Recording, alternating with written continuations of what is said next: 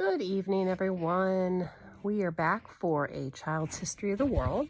We're going to be working on chapter 43 today, which is called Being Good. What do you mean by being good? The Germans thought being good was being brave. The Athenians thought that whatever was beautiful was good. The Stoics thought that one's duty and suffering hardship calmly was being good. The Epicureans thought the right kind of pleasures were good. And the martyrs thought that being good meant suffering and dying for Christ's sake. Ever since the time of the martyrs, some Christians who wanted to be very, very good indeed went off into the wilderness and lived by themselves. They wished to be far away from other people so that they could spend all their time praying and thinking holy thoughts. This, they believed, was being good. One of the strangest of these, who wanted to get away from others, was named Saint Simeon Stylites. He built for himself a pillar or column 50 feet high, and on the top of it, he lived with room only to sit, but not to lie down. There on top, he lived for many years, day and night, winter and summer, while the sun shone on him and when the rain rained on him, and he never came down at all. He could be reached only by a ladder, which his friends used to take him food. High up out of the world, he thought he could lead a holy life. This idea of being good, although we think such a person, that was his idea of being good. Although we think such a person simply crazy. In the course of time, however, men and women who wanted to lead holy lives instead of living alone, as they had done at first, gathered in groups and built themselves homes. The men were called monks, the women nuns or virgins, and the houses where they lived were known as monasteries or abbeys.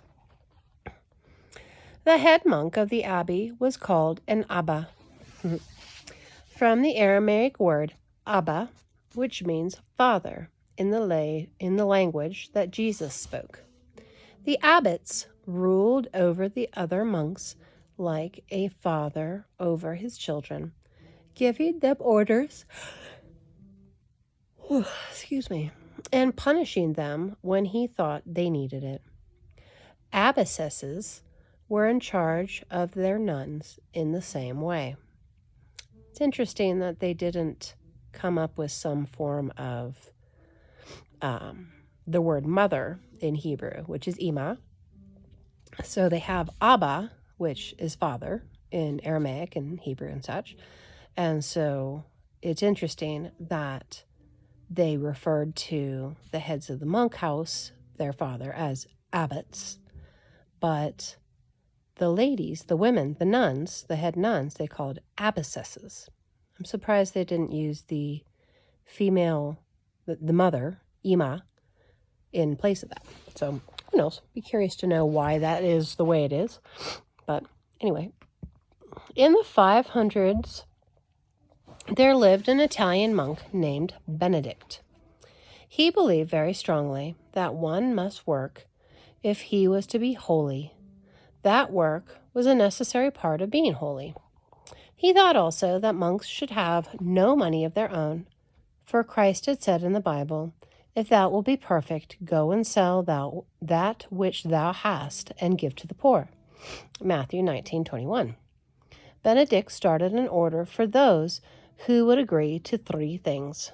The first thing they were to agree to was to have no money. The second thing was not to marry. Excuse me. And the third thing was to obey the abbot or the abbess. Still find that odd. It's okay. Men and women who joined this order were called Benedictines. Now, you might think there would have been hardly anyone who would promise for life 3 such things as to have no money, to obey the abbot, no matter what he was told to do, and never to marry. Nevertheless, there were a great many in every country of Europe who did become Benedictines. Usually monks or nuns lived in little bare rooms like prison cells and ate their very simple meals together at a single table in a room called the refectory. They sang praise at sunrise and sunset, and 4 times during the day besides. They even woke up at midnight to sing prayers. Singing praise was their main job, but not all they had to do. Work of every kind they were obliged to do, and they did it joyfully, whether the work was scrubbing floors or digging in the garden. People who have been rich and people who have been poor all followed the same rules. Sometimes a monastery was situated in a barren or swampy spot of land that had been given the monks because it was not good, or even, worse than no good, dangerously unhealthy. But the monks set to work and drained off the water, tilled the soil, and made the waste places bloom like the rose. They then raised vegetables for their table, fodder for their horses and cattle and sheep.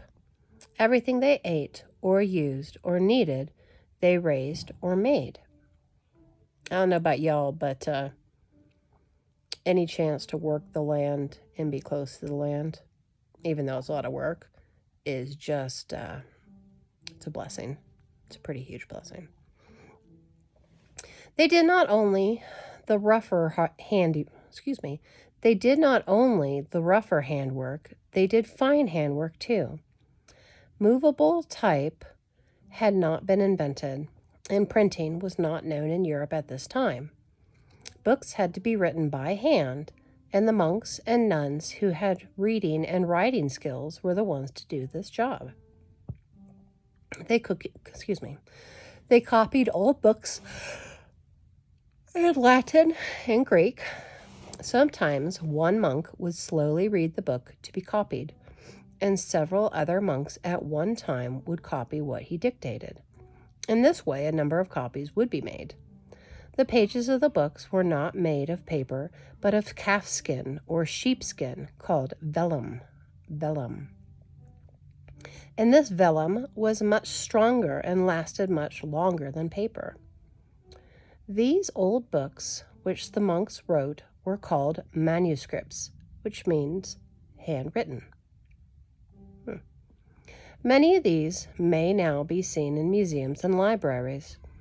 Some of these manuscripts have been beautifully hand-painted with loving care, and the initial letters and borders ornamented with designs of flowers and vines and birds and pictures in red and gold and other colors. If monks and nuns hadn't done this copying, many of the old books would have been lost and unknown to us. So we owe a lot of our knowledge and understanding of previous literary works to the monks. The monks also kept diaries, writing down, from day to day and year to year, an account of the important things that happened. These old diaries, or chronicles, as they were called, tell us the history of the times. There were no newspapers. If these chronicles had not been written, we should not know what went on at the time. The monks were the best educated people of those days, and they taught others, both young and old, the things they knew themselves. The monasteries were also inns for travelers, for anyone who came and asked for lodging was received and given food and a place to sleep, whether he had any money to pay or not. Monks and nuns helped the poor and needy. The sick, too, came to monasteries to be treated and taken care of, so that a monastery was often something like a hospital, too. Many people who had received such help or attention made rich gifts to the monasteries, so they became very wealthy, although neither monk nor nun could own so much as a spoon for themselves. So you see, the monks and nuns were light in an age when the world had grown dull and dangerous. Yes, they were lights, and there were other lights too shining in those years. You will read about them a little later in this book. Well, everybody, that's it for now. Ta-ta.